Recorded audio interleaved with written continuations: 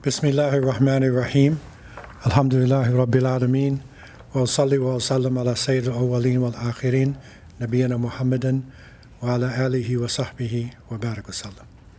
All praise is due to Allah, Lord of the worlds, and peace and blessings be constantly showered upon our beloved Prophet Muhammad, the master of the first and the last, and his family, his companions, and all those who call to his way and establish his sunnah to the day of judgment. As to what follows, my beloved brothers and sisters, to our viewers, our friends, Assalamu alaikum wa rahmatullah. Alhamdulillah, this is a continuation of our series of the New Muslim Corner. And the idea is to provide an opening, to provide a venue for people who are interested in Islam, those who have recently embraced Islam, and those who also want to strengthen their practice. This provides a way to ask questions without feeling under tremendous pressure, and to build the foundations. And again, the essence of our gatherings is to separate Islam from culture. Because what you will find is that the culture of Muslims varies tremendously based upon which continent they live in, based upon who they are and their understanding. And I had the opportunity, alhamdulillah, to live in Medina for 6 years, and Riyadh for a year. And this was back in the 70s, at a time where you can really get the flavor of all of the cultures. And what I recognized, as a young Muslim, open-minded, trying to understand Islam, sort of pushing back my own culture, in a sense, North American, and then adopting an Islamic identity, is that people would wear their clothes like uniforms. You have police uniform and firemen, and you have soldiers, you have politicians, and it would be strange for a police officer, to wear the fireman's cap. It would be strange for a politician to come out, wearing, soccer, football pants. Everybody dresses according to their specific role in life. Similarly, Muslims, because we come from different climates, different environments, we have different ways of dressing. Obviously, if you live in a cold climate, you're going to have something woolen. Your clothes is going to be tough because you're in a mountain, or if you live in a desert, your clothes have got to be thin and, able to breathe. And so I stayed amongst the pilgrims, and I would walk amongst the different nationalities and meet people and get to know the cultures. And I could tell the difference between somebody who came from Pakistan or someone who came from Bangladesh just by their clothes. And sometimes the difference is only a few extra buttons, or the way they, make their thobe, how long it is, something like that. But for them, it was a uniform. And so then the people would see this brother walking along, and he has Sudanese shoes. Sudanese have really nice leather shoes, leopard skin and different things. So he has Sudanese shoes, Pakistani pants. He has a Moroccan top. He has a Nigerian cap. Now, what is this?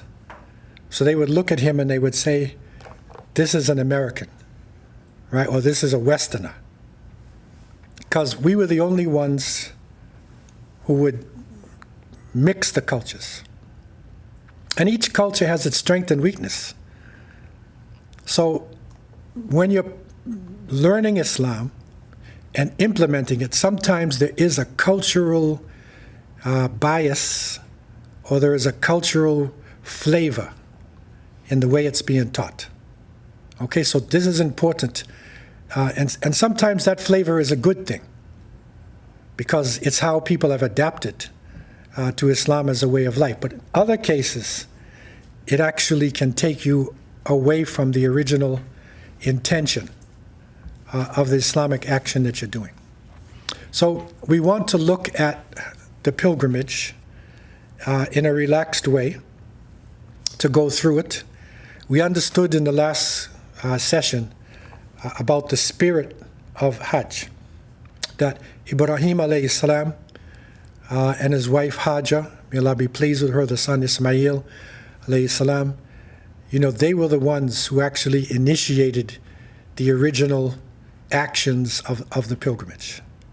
And it was Prophet Muhammad sallallahu alaihi wasallam, with guidance from the angel, who actually put it into a package.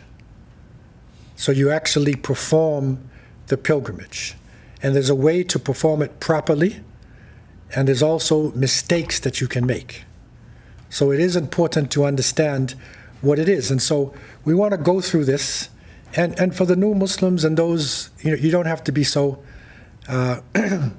so focused. Just get a basic understanding. Because when you make Hajj, inshallah, just before you do it, then you'll take a course, the information will become real to you. Okay, now you'll understand certain aspects, but there may be details that you wouldn't really be concerned with until you're actually there doing the action.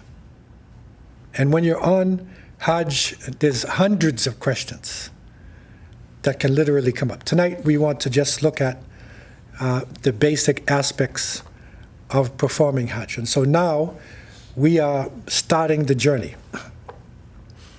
One of the interesting adaptations that the Saudi Hajj ministry has done, a lot of people complain about the ministry, but technology has helped in a lot of ways. And this is a really helpful picture. Because what this does, and the Arabic there is Hajj, but what this does is give you step by step all of the major actions that you do to complete the Hajj. So you could literally have this with you to make sure that you're doing the major steps. And this is important because there's actually different types of Hajj. There are actually people who go to the pilgrimage and they have an alternative Hajj. So they will go to certain grave sites, they will go to certain places of superstition, and they will go there almost in a pilgrimage way. So we need to know what is the foundation and how to carry it out. So this will come clearer as we go through it. But if you look at the numbers, can you see the numbers here, okay, in the class? Yeah, so now if you start from the beginning, that we want to make the pilgrimage, the basis, how it begins, is to go into a state of ihram. Okay, this is what changes the average Muslim into a Haji, or into a person who is making umrah or Hajj. And ihram itself sometimes is misunderstood because you have ihram garments, especially worn by the males. Okay, so somebody will say, okay, can you buy me an ihram at the shop? So they mean, can you buy these 2 pieces of cloth? And I'll show you what that is. But that's not actually what ihram is. So ihram is, it is a state, it's a sacred state of spirituality. And it is based on an intention. So once the person makes that intention, you go into a different lifestyle. Similarly, when you stand to make salat and you say Allahu Akbar, now you are bound by the actions of the prayers. You're not supposed to just go back to your car or go in your pocket or read something. You have to perform the different aspects of salat. Okay, so when you go into a state of ihram, this is a state of purity. Ihram comes from the same root as haram, which means forbidden. So there are certain things that are forbidden, to do. The person in ihram is not hunting, and you're not supposed to fighting, and there's no sexuality and things like this that go on while you're in a state, of ihram. Okay? And so to begin, before you actually make the intention, the person then trims their nails. We have a way of trimming our nails and preparing ourselves, just as though you were preparing yourself to go to Jummah or something like that. And, trimming, extra hair or whatever it is. There's a lot of details in that has something to do with your tahara or your purity. Okay? So you basically prepare yourself, and then you take a ghusl, which means a ceremonial bath. So you take a ceremonial bath, which is covering the waters, touching all the parts of your body, and you're also making, wudu, and that's with an intention. So you take the bath, and then you change into your ihram garments, and I'll show you what they look like. Okay, and you then make your intention to make the umrah or the Hajj. Umrah is the lesser pilgrimage, and Hajj is the greater pilgrimage. Okay, so these are these two terms. You offer 2 rakats. You offer 2 units of prayer. And then you start to make what is called talbiyah. The talbiyah. And the talbiyah is the basic remembrance of Allah from the Prophet, peace be upon him. And that is something that when you make Hajj, that will be imprinted in your heart and in your mind for the rest of your life. Because you are saying, Labbaik Allahumma labbaik, labbaik la sharika laka labbaik, innal hamda wa ni'mata laka wal mulk la sharika lak. And so you're going to hear this about 50,000, maybe 1,000,000 times during the Hajj. You're going to hear this being said, because that's the essence. And you're basically saying, Labbaik Allahumma labbaik. So when you say labbaik, you mean, oh Allah, I am here at your service. I'm here. I'm ready. Labbaika la sharika laka labbaik. So I am here at your service. You have no partners. Verily, the praise and the blessings are from you. You have no partners. Okay, so in other words, it's a confirmation of your tawheed, the confirmation of the oneness of Allah. And that is the essence of Islam and the essence of the Hajj. So the person now goes into a state of ihram. Right?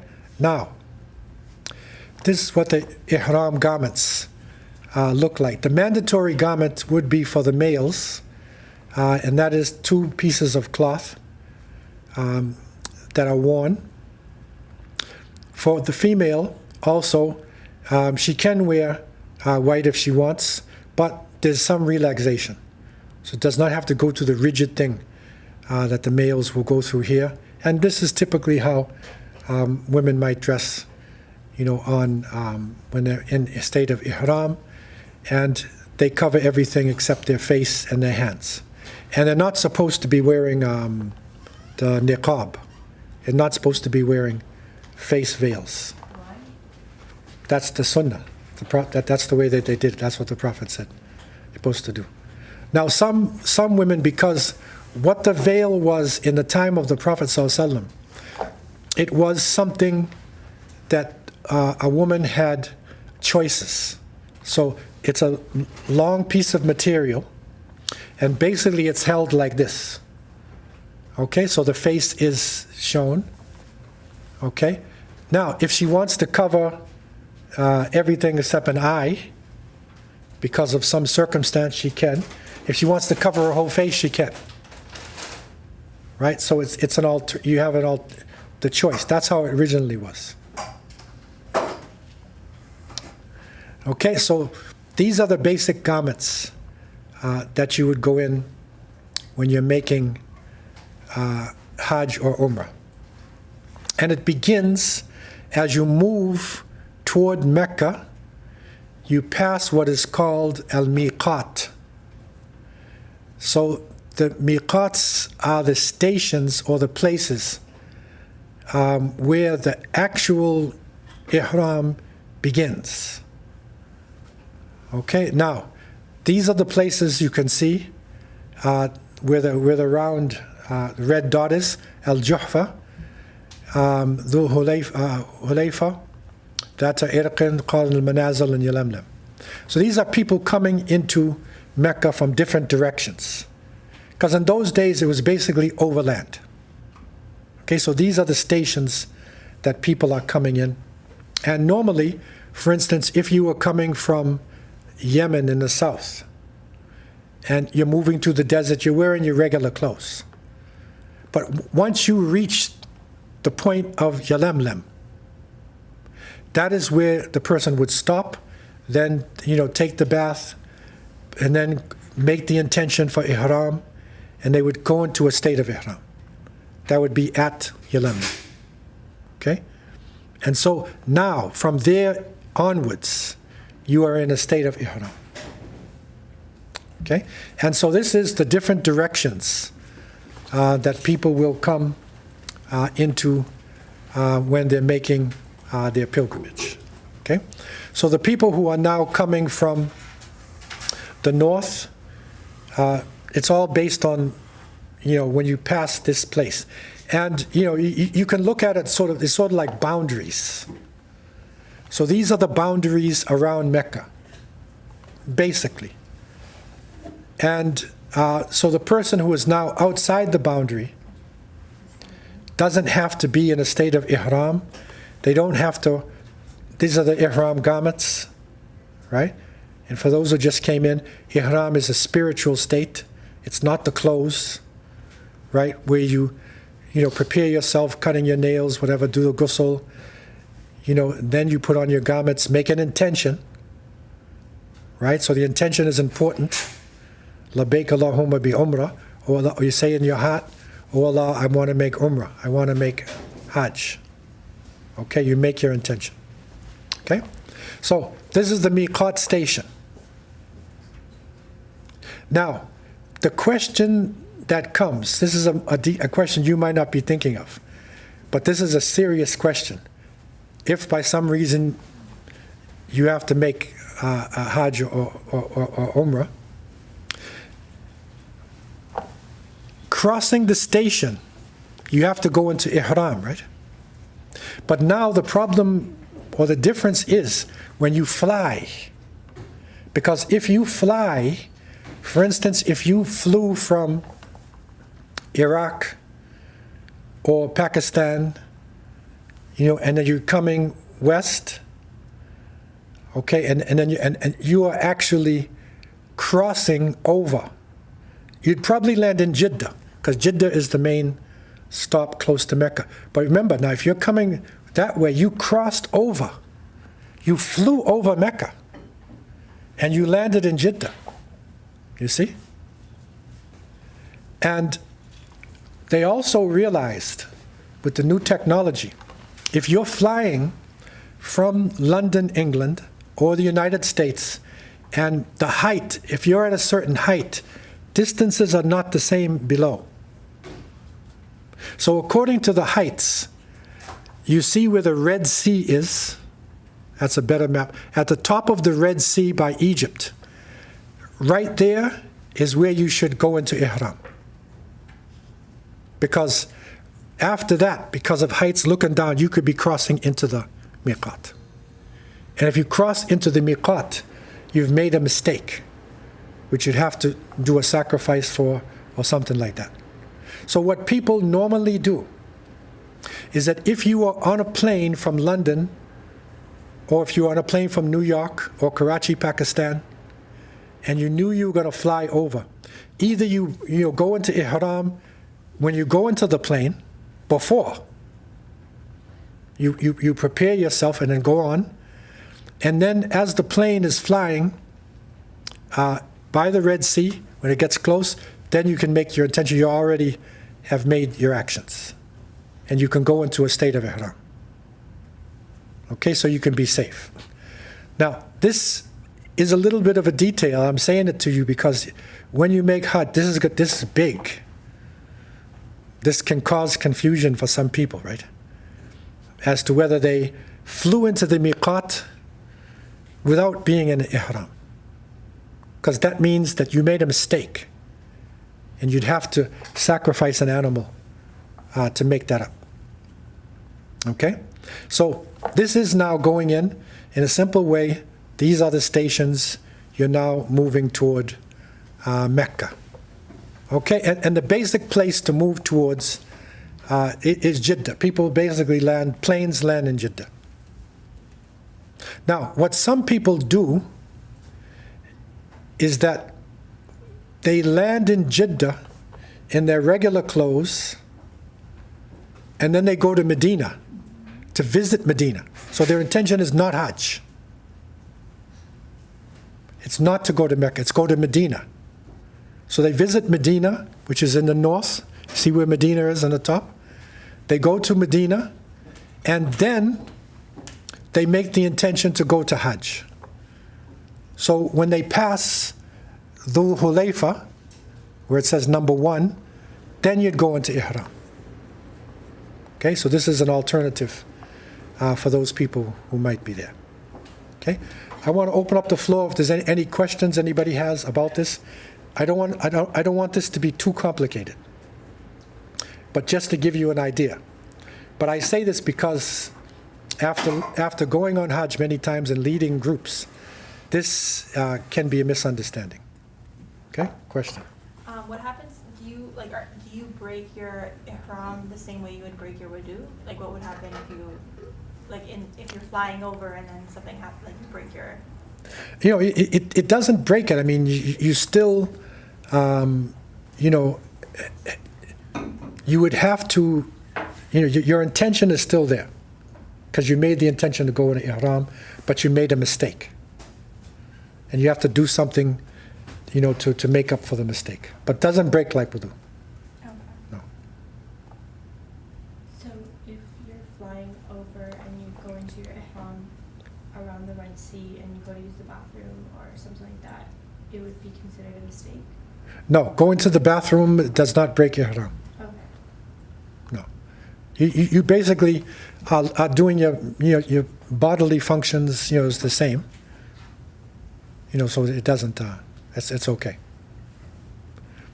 And some people even, I don't want to go too much details here, they even the men carry their ihram garments and they go inside the washroom in the plane, right? And they change and they put it on. Because for some people to put the ihram on in New York City, in the airport, they don't want to be a terrorist or something like that. They don't want to look strange, right? So they'll just do it, as they fly.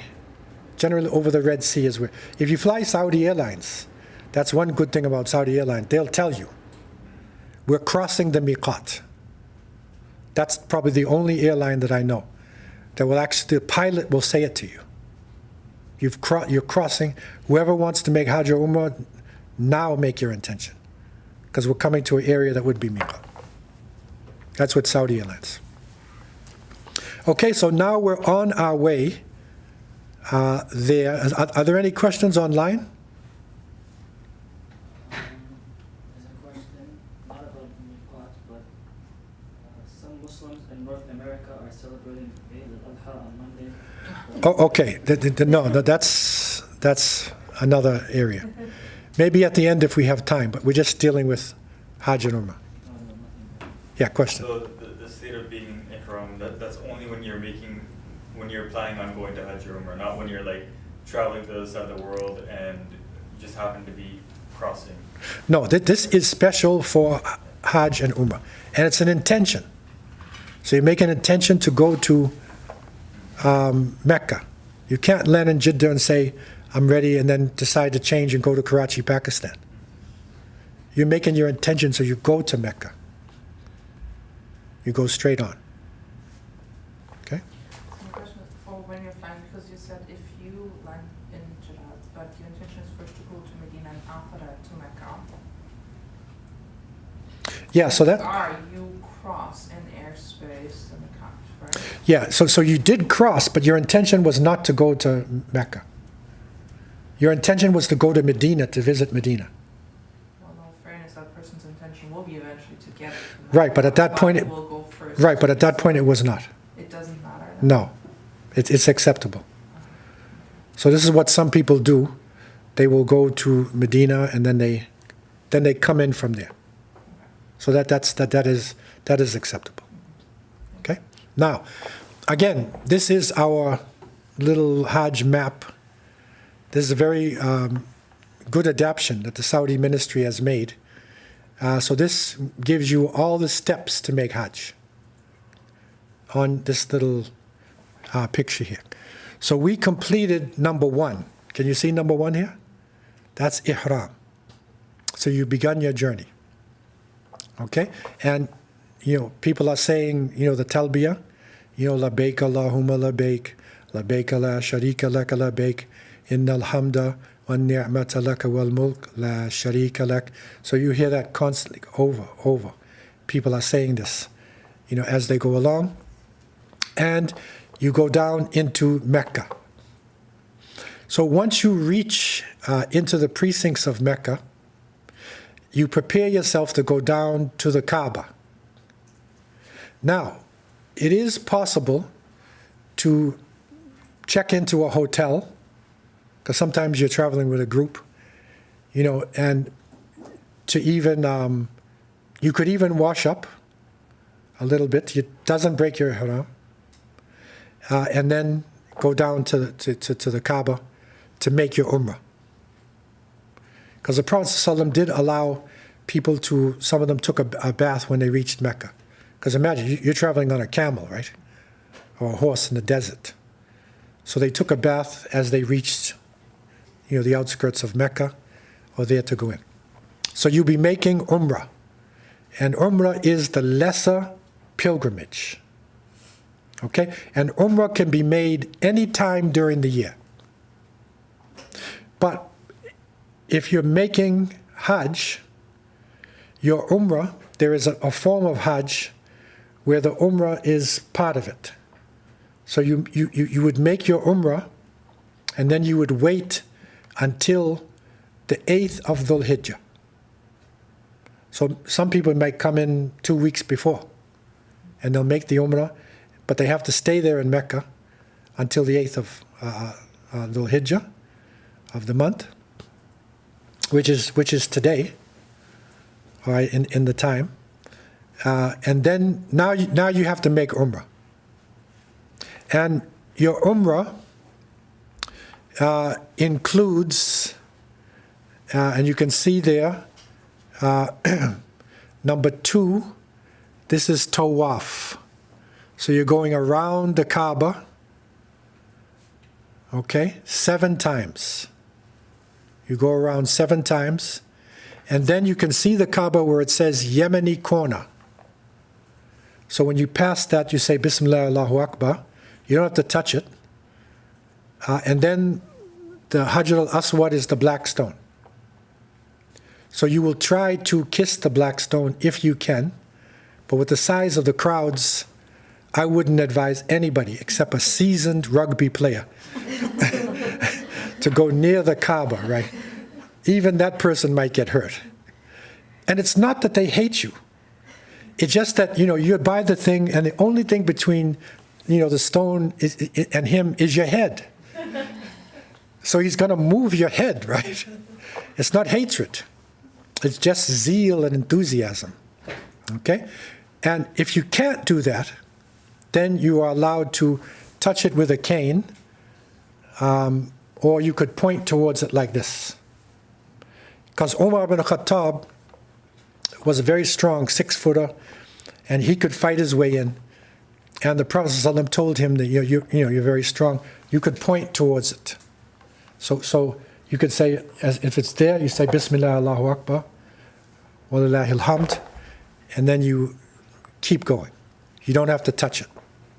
But once you cross it, you have to now say, Bismillah, and you start your second circuit. There's 7 circuits. Okay, and you're going around the Kaaba 7 times. Right, and it's always, that direction, that you're going in. And that direction is actually the same way that all planets circumambulate. Every planet goes around the same way. It's the same direction. So you go around 7 times, and following that, you go to Maqam Ibrahim. You see where it says Maqam Ibrahim? And then you perform 2 rakats. If you can't do it there, then you could do it anywhere within the precincts. 2 units of prayer. Okay? And following that, then if you can drink some Zamzam water, it's not, part of it, but the Zamzam well is there. And then you will go to do Sa'i, where you will run in between, you go to the mountain of Safa. Right? And you go down to Marwa, that's 1, and then back and forth 7 times. And the last mountain you should end on is Marwa.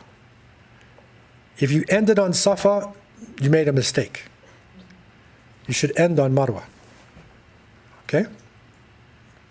And then you make a dua, you make a prayer, and Umrah is over. That's the Umrah. Okay, and that is done, that can be done anytime during the year. But this particular one is the one which is connected to the Hajj. And that is called Hajj Tamattu'. I don't want to get too complicated in this, but that's the Hajj where the Umrah is there, and then you can stay in Mecca in regular clothes till the 8th. And when the 8th comes, you got to go back into your ihram. But you're allowed to come out of it temporarily. Okay? And so this is another guide for us to sort of show us the different places where we'll be at. Number 1, you see, is Mecca. And then you move along, and then Mina. And 3, on the right side, is Arafat. And then you go around to Muzdalifah, and then you go back to Mina, and back to Mecca. So this is the actual route that you go during the pilgrimage. But these actions cannot be done and getting reward from Allah any other time except the 8th, 9th, 10th, and the 11th, 12th, 13th, this Hajj time. That's the only time. If somebody did this outside of Hajj season, they're just jogging to get in shape. There's no blessings. There's no blessings. It's only during this time that you can do. So that's the movement that you're going to be making. Okay? So on the 8th day, which would be today, for them now it's already changed, but in the 8th day, you basically, go back into ihram, and you go to Mina, and you stay there during the day, just making your salats and the things that you regularly do. And this is what Mina looks like. It's changing every year. But this is now, it's a tent city. These are tents. So now you're dealing with 1 million, now 2 million, people you're dealing with. And this is serious. If you don't like crowds, you're gonna have to adjust because you're dealing with a lot of people. Okay, so this is the pilgrims there in Mina. And then on the 9th day, in the morning of the 9th, then you would head towards Arafat. And you can walk, but most people are in buses or in vehicles, whatever, and they will go to the plain of Arafat. It's an area, it's a plain of Arafat, and on that is a mountain, and it is on that mountain that Prophet Muhammad, peace be upon him, gave his final sermon. It's called the Arafat Sermon. So that is his final sermon was done on this mountain, this hill. Okay, so this is what it looks like in Arafat itself, by the hill itself. But it's a wide, spread out area. Most people will not really be able to climb the hill now, because the crowds. Okay, and there is a prayer that's done in Arafat.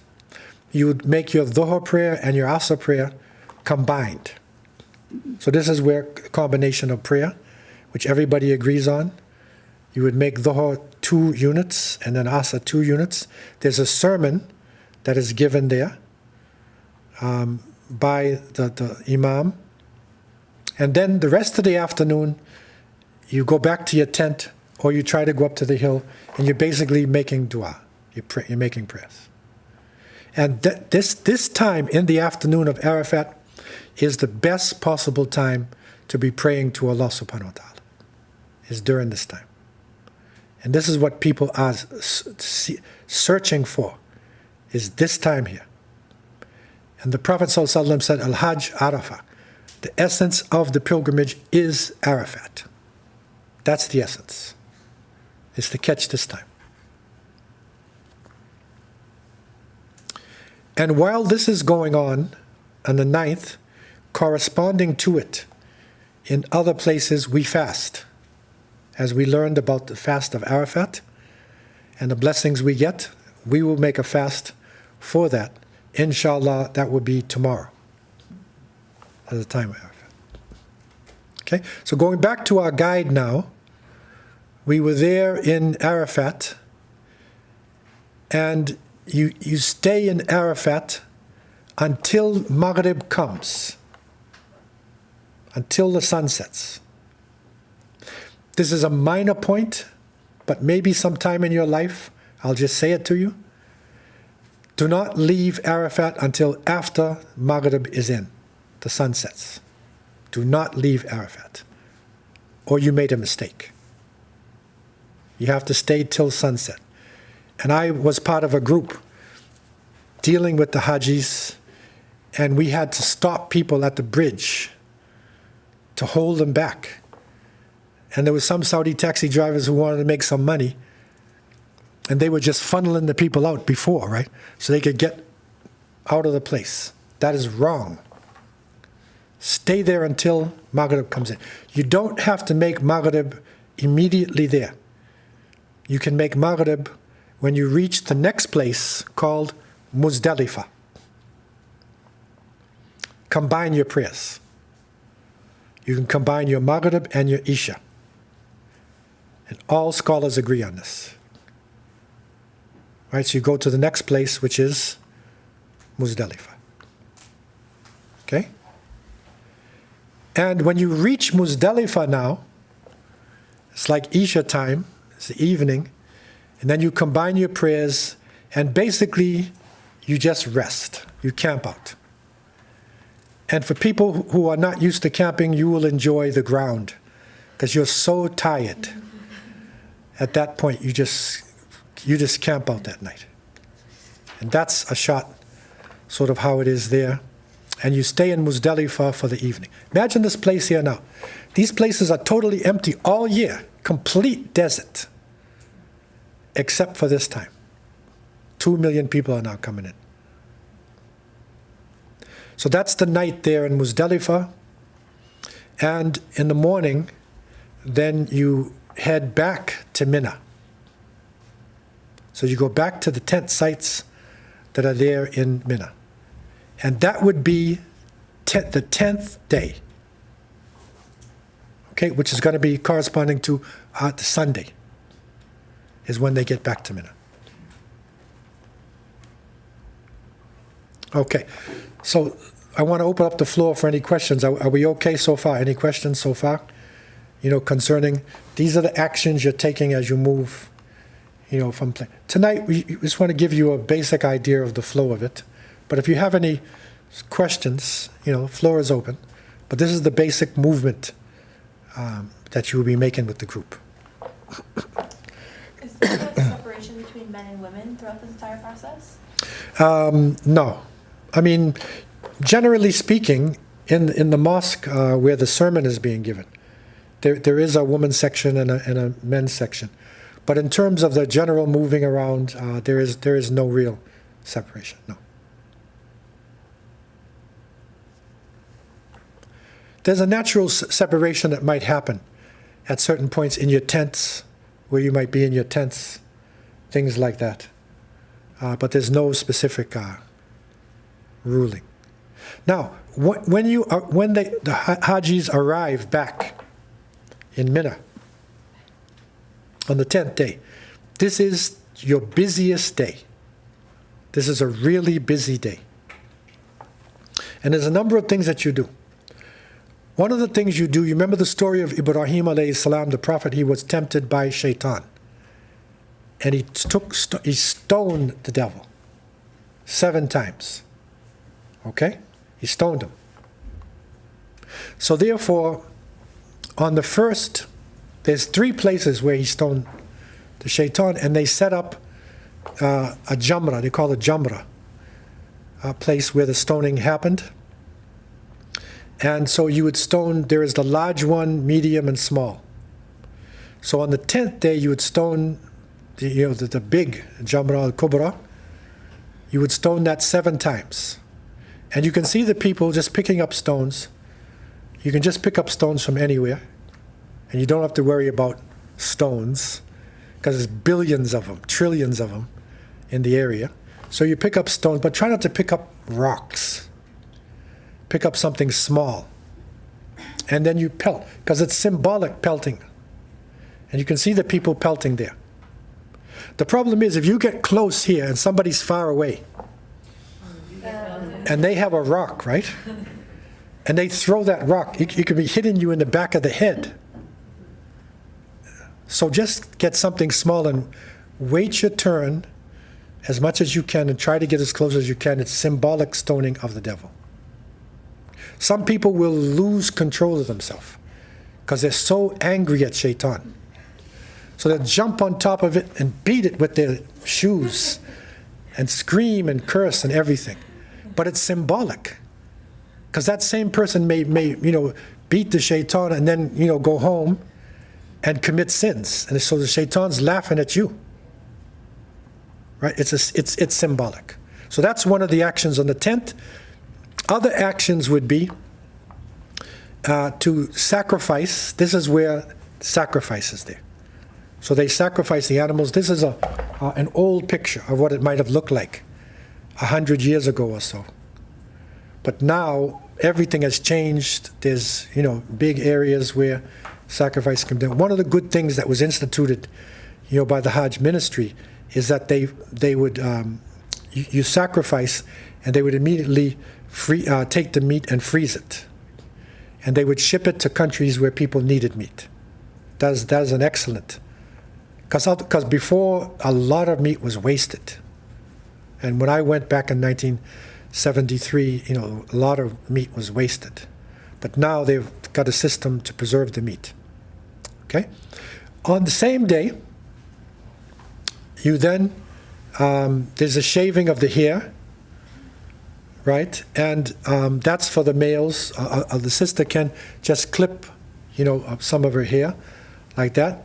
The shaving of the male's head. It's not compulsory, but it is strongly recommended. And then you can actually come out of the ihram, garments, then, and you make tawaf. You will go back to the Kaaba and make 7 circuits around it on the 10th day. That's called Tawaf al-Ifada. And this will be the largest tawaf you will ever make in your life, because everybody's trying to go back there. So one advice, it may stick in your mind sometime, in the future.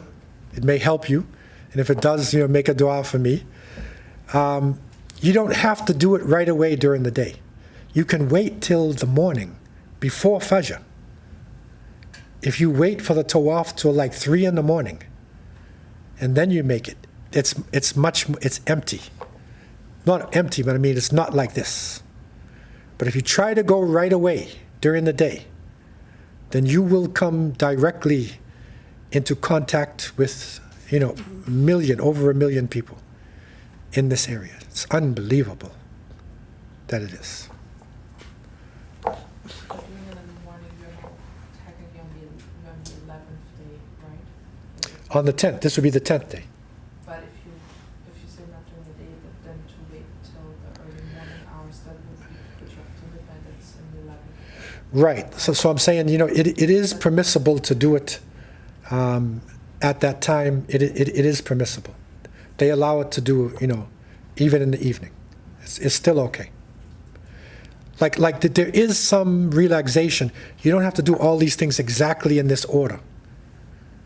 So you just get them done, and even if it's done in the morning, it's okay. It has been allowed to do that. Yeah.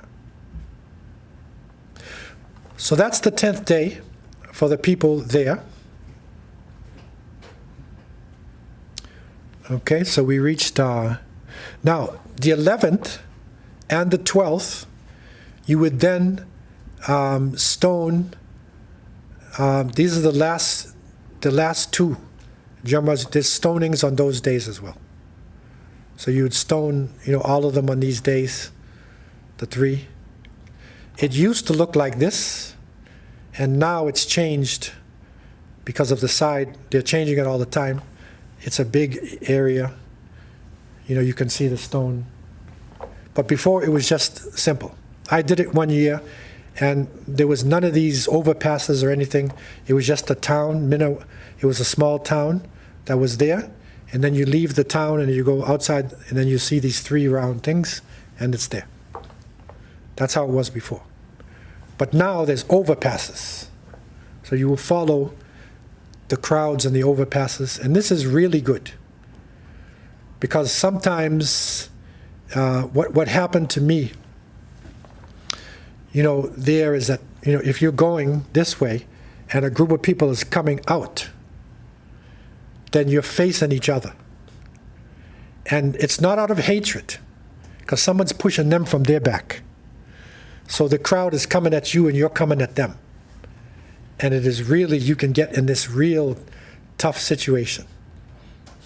Okay? Especially with certain groups. 3 countries, I'll say, without any bias. 1 are Turks from Turkey.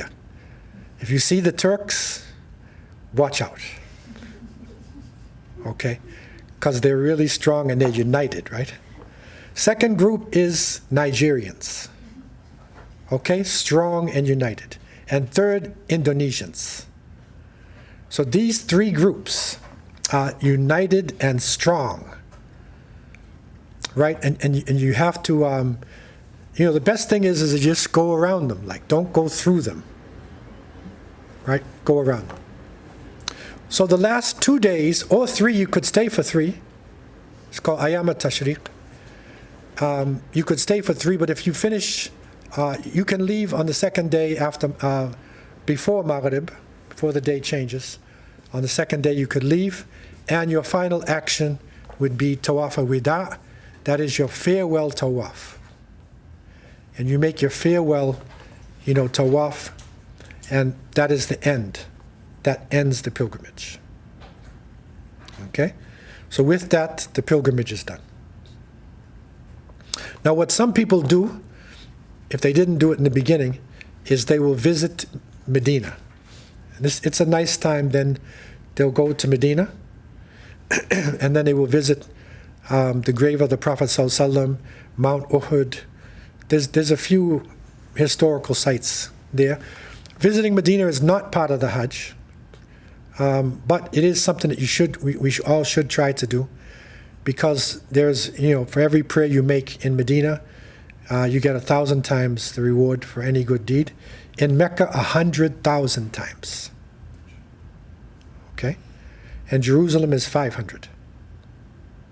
And Medina is very spiritual, and it's always been like that.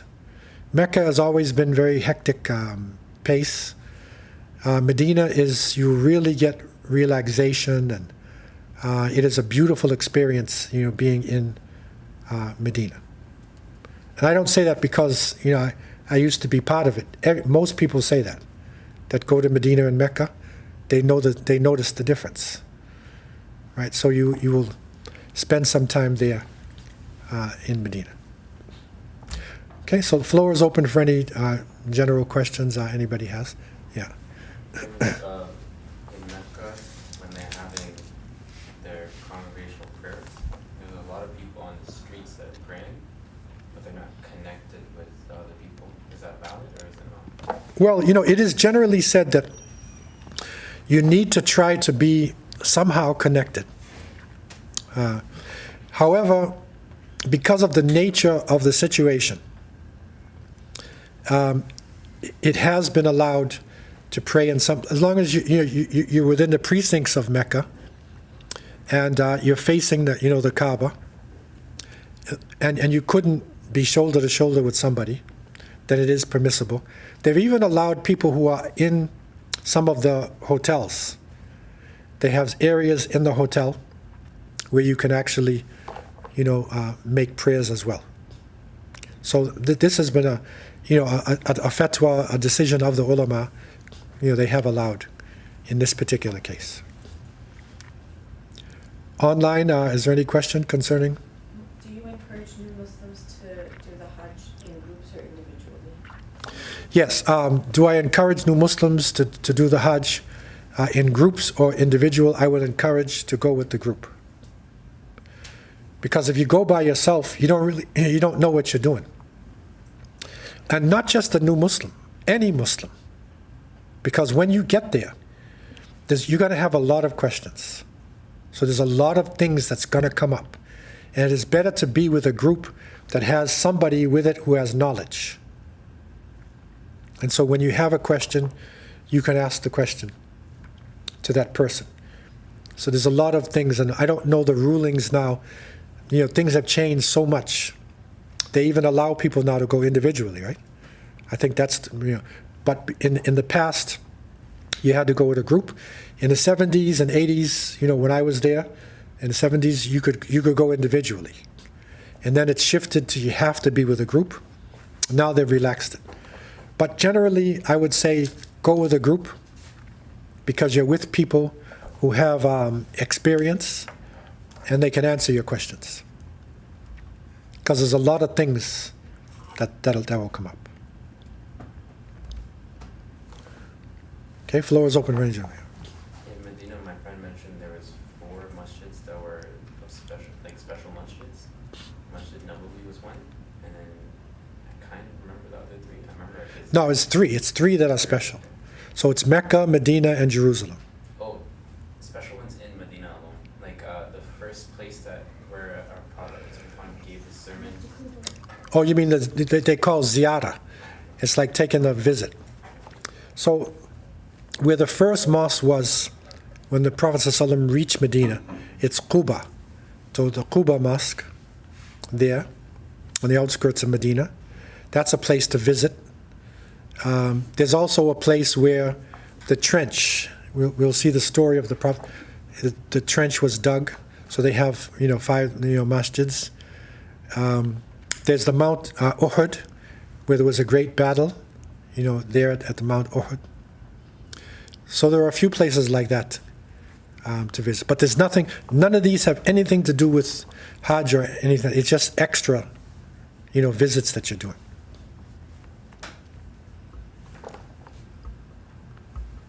Do you still go in groups for the Hajj? Are you still part of it? Not this year. I haven't in a while, been with the groups. Alhamdulillah, I made Hajj a number of times. I used to live there. And for me personally, some of the changes that happened there, it sort of hurts my heart to actually go back there, right? Because I lived there when there was no giant towers there and palaces, none of it. It was different vibe.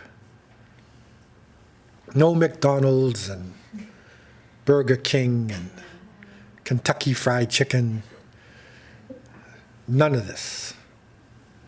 It was totally different. So it kind of hurts my heart, to be back there, to see some of these things. And prices have gone up and time, so I, take people on other trips now when I do go. I take trips to Spain sometimes, to Morocco, to Turkey, historical tours. But there are a number of good Hajj groups that you can go with there, and I do advise to go with a group. No. So I think that there was one question that was coming up about people making Eid on another day. Okay, there are some people who their basis of determining Islamic months is based upon local sightings. And in Ramadan, that is something that makes sense and it's permissible. But in Hajj, this time, that is something which is, it's a major mistake that they're making. Because one of the key things that we're supposed to do, which is compulsory, is unity. We're supposed to be united. And so if the people are there, because it's not making sense to me either, and it makes less and less sense, that's why there are fewer people who are doing what this group does. Because if the people are on Arafat, if your mother went to Arafat, and she's there on the 9th, and she's praying for you, right? Do you consider that not to be the 9th, but it's the 8th? Do you consider her prayer not to be accepted? Like it's irrational what people are doing, but some people take the position that 10th day of Dhul Hijjah, they have certified it on a certain day, so they'll make their Eid prayer on the 10th according to the local sightings. But the overwhelming majority of Muslims now around the world will do it according to the position of the Hajj officials, and where the Hujjaj are. If there was a mistake, that happened, then that would be on the officials. But the Hajis are there and we follow them, where they are. Okay? So I don't say that the people are doing, haram, anything prohibited, but I believe, they're making a major mistake by doing this. They're breaking up the unity of the community, harming their younger generations that can get confused, by them, especially when people are there. Now you can watch Hajj on television, online. So the people are online praying in Arafat, and you're sitting there and saying it's not Arafat. Okay, this is getting irrational. Okay, and it's really not worth it. It's not worth it. And what it comes down to, I'm sorry to say, is tribalism and nationalism. Because when you talk to a lot of people or get into a debate, they say, those Saudis, I'm not following Saudis. So it's more of an anti-Arab type of thing than it is really based upon the actual jurisprudence. Now, any other questions online? Do you encourage new Muslims to partake Hajj in groups or individually? So that one we got that one. What if you cannot financially or physically make Hajj? If you can't make it, then it's lifted. Because the Prophet ﷺ said, Hajj al-Bayt man istata'a ilayhi sabila. That the person makes the Hajj if they are able to make it.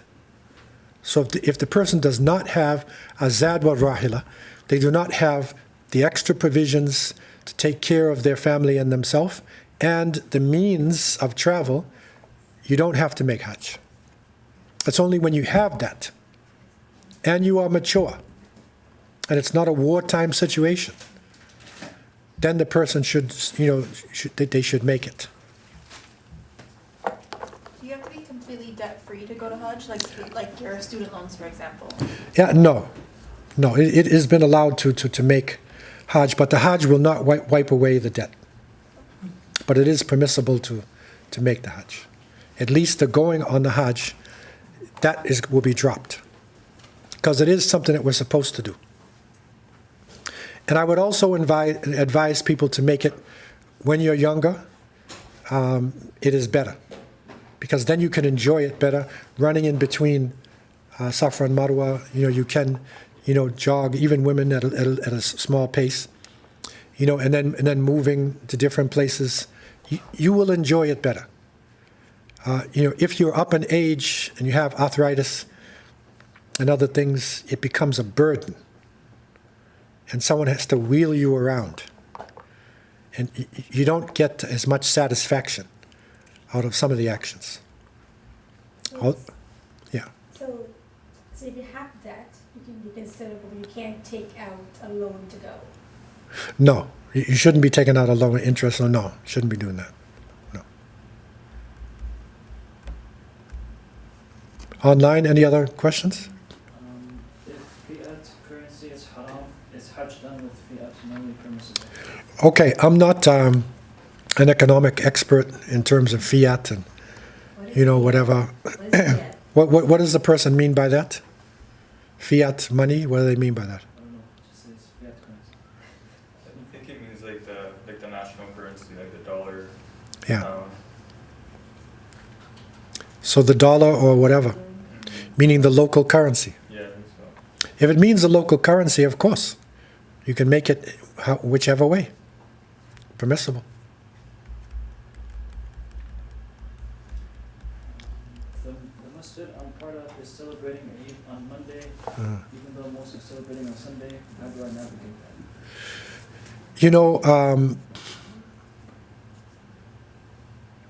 You don't, being in a masjid is not a military, that if you do something different, then you're a traitor and they'll shoot you. If you see the Muslims, that are all around the world making Hajj and having Eid, there's nothing wrong with doing it. And there are solid, competent scholars, thousands, who are making it on Sunday. So it's not like you're going against this evil, corrupt little group that's forcing you. There's thousands of competent scholars who are doing it on Sunday. So, you have to face Allah, when you are in your grave, not the people in your masjid. So I would advise to go with the Jamaat, to go with the majority, go with the mass, because the hand of Allah, is with the Jamaat. Now, question? On the day of Arafah, who does the khutbah? Because it's such a large, like, is it one imam or the group? Yeah, on the day of Arafat, in the mosque of Arafat, they have a masjid there. It'll be the imam chosen by the Ministry of Islamic Affairs of Saudi Arabia. So he will be the one that does the official khutbah that is there. And I guess that's broadcast. You can't fit everybody inside. That is broadcast around to different places. What about here for tomorrow? Is there anything special planned? So here, of course, we are now going into, good point, this is the end. So we're now on the 8th, tomorrow is the 9th. So we will fast, inshallah, tomorrow, the same way you fast on a day for Ramadan.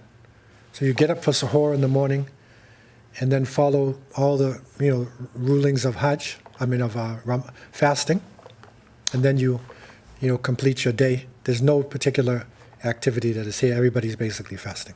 Yeah. Do they have any authority? I don't know. I doubt it. Because the thing is that they have to prepare for the next day.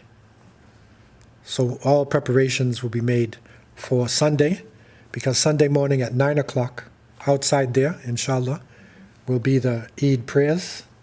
So don't come at 9 or quarter to 9, right? You need to come early.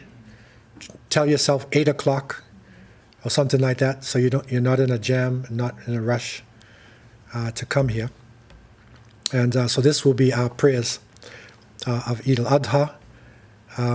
Now, what people do on that day, and you'll see that generally in some masjids, but the sunnah is to do Eid al-Adha prayer earlier. Because what was done in the time of the Prophet ﷺ and still done in some countries is you make the prayer and then you will physically sacrifice an animal, the qurbani. So you physically sacrifice the animal. That's why it's done earlier in the morning for the Eid al-Adha. And then, the meat is, given out to people. What you're allowed to do is to contact relief agencies and groups who can take your money and then transfer it, and they can sacrifice with your wealth, which is a good thing. So that's permissible to do that. Okay? But normally sacrifices would be done, on the 10th. So in terms of the sacrifice and cutting your nails and stuff, is that permissible to cut your nails before the sacrifice? Yeah, I mean the ones who are sacrificing wouldn't cut their nails. They wouldn't until. So if I'm doing, obviously not doing the sacrifice, but if I'm taking part, so I wouldn't cut my nails until after the prayer, after the. Yeah, till after. I mean, it's a minor detail, but after the sacrifice is done, Okay. it would be better. And inshallah, it is our prayer that Allah would accept, your umrah, and that your children can be hajis, inshallah, and will follow you. Question online? I don't know if Okay, the floor is open for any general questions. I just had a question. So for those who are giving qurbani, I know that we're not supposed to cut our nails or cut our hair. Is that sunnah or is that for is it? Sunnah, it is a strong sunnah, but it's not fard, Okay. not compulsory. Yeah. Any other general questions that anybody has? Floor is open for any general questions. Last question. Yeah, question online. What's the best dua to make an out? There's so many different du'as that can be made. I would say that the key thing is sincerity. That you make the dua with sincerity, and it's something which is really important. And it's not just reading out of a book, because some people just read the prayers out of a book. It has no meaning to it. And you could also make dua. Some of your prayers can be made in your own language. That's permissible too. So I would say that sincerity is the most important thing.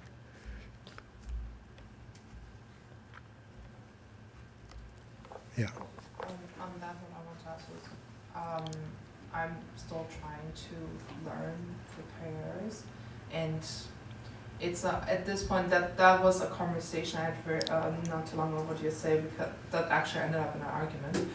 To be honest, with the sincerity, because it was with someone who's teaching me, who does know the prayers by heart, does not know the meaning though of them. Okay. And my point was, it is good that you know, as in you're remembering a text, that's all what it is. But if you don't know what you're saying, what it is that you're saying, and what meaning your words have, Yeah. how is that an actual prayer? I mean, it is important to know what you're saying. However, in the prayer itself, the basis of the prayer is not that much. So it's mainly Allahu Akbar and the Fatiha. It's the opening chapter of the Quran. So really, that is not a big, difficult thing to learn what the meaning of it is. It's very simple. But this person, for example, they've gone through a quite long part of their life already without knowing their meaning, actually. Of anything. Not really, no. Well, still, it's not the best. They wouldn't get the full benefit in terms of their understanding, but their prayer is complete. Yeah. It is acceptable, and it's complete. There's nothing wrong with it.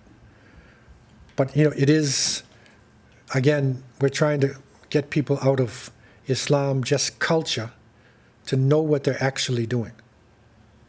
But a lot of cultures, they just follow along, and they just do things. And even when the Quran is being read, some cultures, people respond to it. So when the Quran reader reads, like Egyptians are very soulful people, and they respond. So when the Quran reader reads, they go, Allah, Allah, like they have emotions. Okay, and where I was living in Cape Town, people are very close to Egyptians in there. And so they picked up a lot of ways of the Egyptians. But the person's reading something, they don't necessarily know what it is. So this Quran reader was reading, and he said something to the effect of, Jahannama yaslawnaha wa bi'sal qara. They will enter into hellfire, and it is a terrible place to be. And this person said, Allah, Allah, zidna yasidi. He said, increase us in this. Because he just listened to the sound, right? Because he read it in a really nice voice, right? And he said, zidna, increase us in hell, right? And I couldn't hold myself. I turned to the brother and I said, you know what he just said? Do you know what he just said? And he was innocent. He said, no, I don't know. I said, you have to learn the meanings. You asking for more hell. This is what I mean. That was the conversation where it was going, Right. I mean, there is the good, but also then the other side that you don't want. Right, so you need to know the certain things. Yeah. But in something like the prayers, it's pretty uniform. You know, the books have it there, and you memorize Fatiha, short chapters, you know, phrases. It's pretty uniform. There's not much, you know, danger in, you know, there. But the best is to have the meaning, to know the meaning. Floor is open online. Any other general questions anybody has?